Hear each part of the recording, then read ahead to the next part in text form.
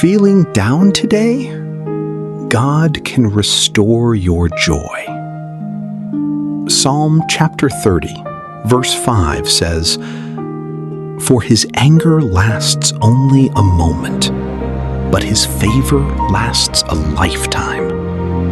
Weeping may stay for the night, but rejoicing comes in the morning." Hard seasons do not last forever. Joy is coming again. Let's pray. Lord, restore joy in my heart and remind me that brighter days are ahead. In Jesus' name, amen. Comment Amen and rejoice with God.